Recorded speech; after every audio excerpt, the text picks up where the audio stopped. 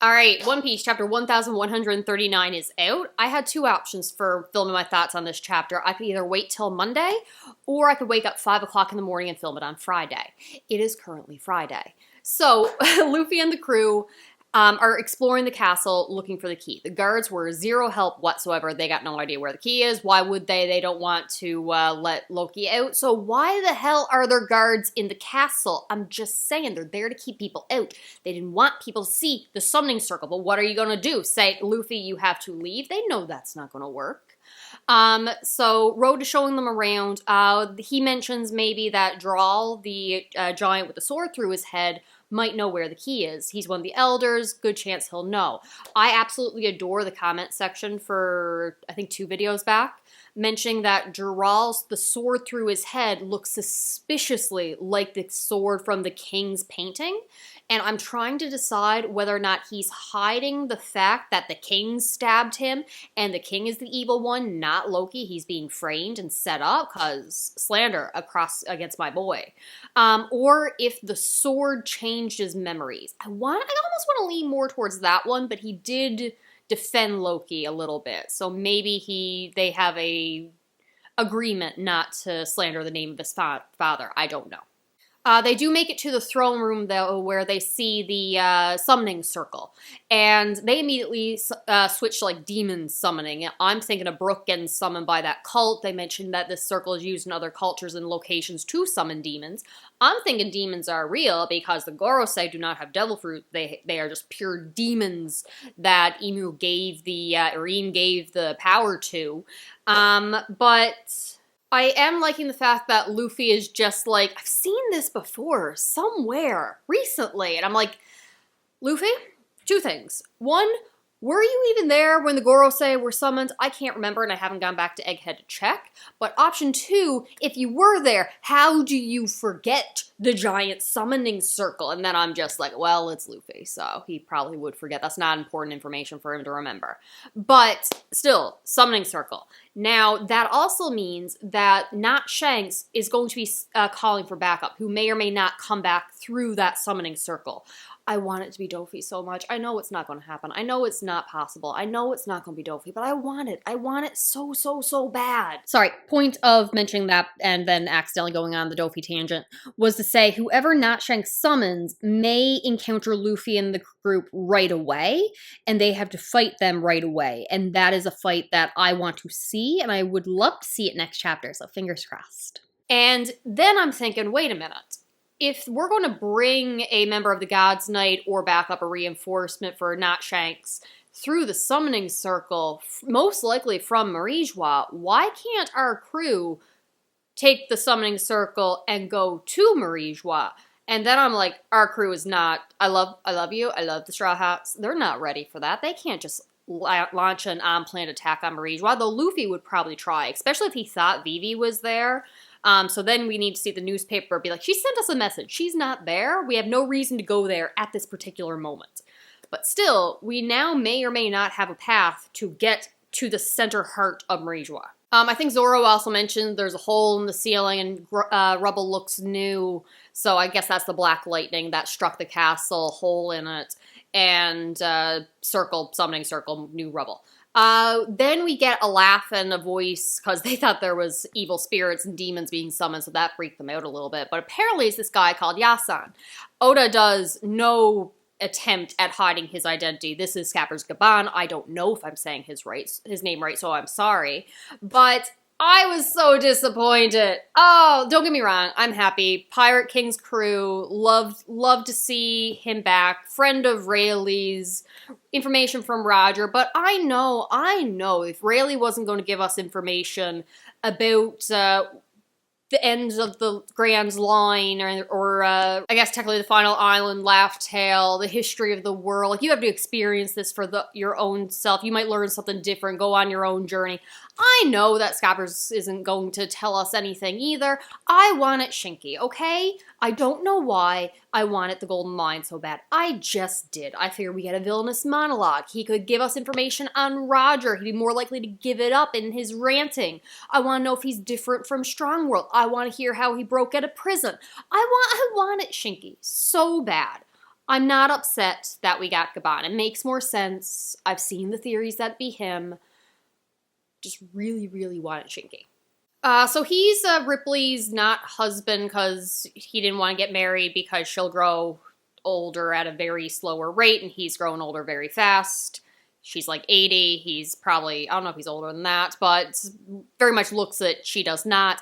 He's Colin's dad, and Colin is like 20, and he looks like a 12-year-old. But then he goes into the idea of like mixed race kids. So Colin is half giant, half human. Buccaneers are apparently a mixed race, and I'm just like, okay, most likely giant. I wanted to say human, but we know that Buccaneers are thought to be more or less extinct, Kuma being one of the last ones, if not the last one. And I wouldn't think Colin would be a Buccaneer if Buccaneers were like human giant hybrids, just because then I wouldn't really consider them extinct. They might be rarer, not as common, but I feel like there should be something else. So then I'm thinking, okay, so if a Buccaneer has like giant lineage, what would be the other lineage from? And I want to go, they would have to be from an extinct race. So like Lunarians are extremely rare. I think, is King the last one? Maybe, I'm not sure. So maybe it's a hybrid or child with them, or it's having a child with a giant and like someone from the Three Eyes tribe. Like what other group would it be? And that, or is it even giants? I don't know. He also mentions like the long necks and the long legs being individuals from two different lineages, as well as a specific type of fishman and giant. But then there was also a name that I don't think we heard of before. And I'm just like, is this going to come more into play? Maybe, I hope so. So Gaban is talking about how he's a missionary of love. They're comparing him to Sanji. And I get why we're doing that, because the parallels with Roger and Luffy, you can get Rayleigh and Zoro being very similar with their swordsmen and their a little bit more with their personalities. So Gaban makes sense to have parallels to Sanji, both being the left hand of the Pirate King, the left wing of the Pirate King. I don't like it. I'm not a big fan of how similar the characters on Roger's crew are to Luffy. It feels a little bit too much prophecy reincarnation-y to me, just like a hair too much. I'd rather than to have just completely different personalities, but that's a nitpicky personal preference. Also, I'm not a big fan of that element of Sanji's character, but it doesn't seem to be played up too strongly with Gaban, so it's not an actual criticism. I just would have preferred that Luffy and Roger have those similarities, but no one really else on his crew having any direct parallels. So for him to being a strong parallel to Sanji is just like a teeny tiny little annoyance of mine. But nitpicky detail that I don't even know why it bothers me. So Luffy, being Luffy, just blurts out his plan. Hey, have you seen a key around here? We need to go free Loki. And everyone's just like, shut up, you can't tell people that. And he's like, oh, never mind, I didn't say anything. It's like, too late now. And Gaban is just laughing like, hi, troublemakers. I love it. But have you considered that Loki is basically extremely powerful? It took red-haired Shanks to bring him down. Supposedly, Gaban was there in the group that helped take him down, witnessed his power, or maybe he was off the island. Unclear. Could have been when he was visiting Crocus. Who knows? So really, like, testing Luffy's strength, and would you be willing, like, what would you do if he goes out of control? Luffy's just like, I'll beat him up. It's like, you would take responsibility for the pillaging, the plunder, the damage that he caused. He's going on and on and on. And Luffy is just like, all right, old man's going to be talking a while. Let's go find that key. Completely ignores him, goes off on his own. And Gaban is just, like, reminded of Roger and how he would charge into danger without any thought of the consequences, without any consideration of the danger, despite him and Rayleigh warning him. Is like, are you cowards? Do you want to stop me? Physically stop me then. I'm going. So seeing Roger in Luffy, Gaban decides to help them and tells Road to push the throne aside, revealing the treasure room. Nami is very upset that all the treasure is stolen, but the key is left behind. To which they're like, yay, now we can go get Loki out. And Gaban is just like, hey, consider this though.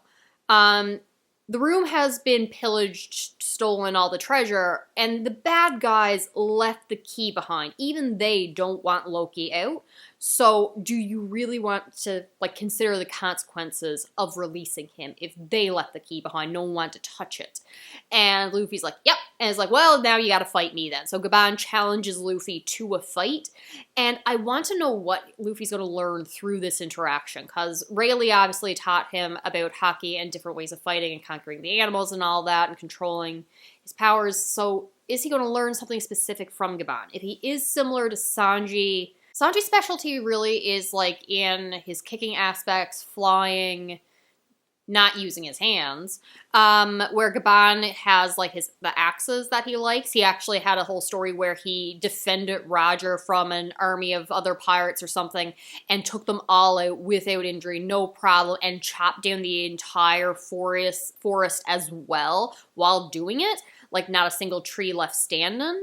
So strength and endurance. I can see maybe him giving him like an endurance training lesson. Maybe. So very, very short chapter. It does lead to more questions. Like I said, I want to know about the Buccaneers. I want to know about this other race that, as far as I'm aware, we haven't heard of before. I want to know, I guess, is Gaban going to have an impact in Luffy's training? Are we going to use that circle eventually in the distant future to get to Marie Joie? Also, the darker side of Elbaf. So, because we still got that warning not to linger. Well, Gaban's clearly lingering here. Is he going to tell us what that means? We got thieves that stole the treasure. We got prejudice against Hiruden and his family and bloodline and those of giants outside of Elbaf. So there is a darker element to Elbaf. When's that going to come into play? Who is Not Shanks summoning? I know it's not Dofi. I still really want it to be Dofi. That he, like, got out of prison, joined the Holy Knights. They took him back. I don't know. I just want it. It's not going to be him. I'm going to be disappointed. I want to know where Shinky is. So just tell me what you think of this chapter. Very short, but in defense of the shorter chapter, one, Oda needs breaks. We want him to recover for his health, so short chapters are fine. But also, we've had like 4 chapters in a row, so that's phenomenal. All right, check in later.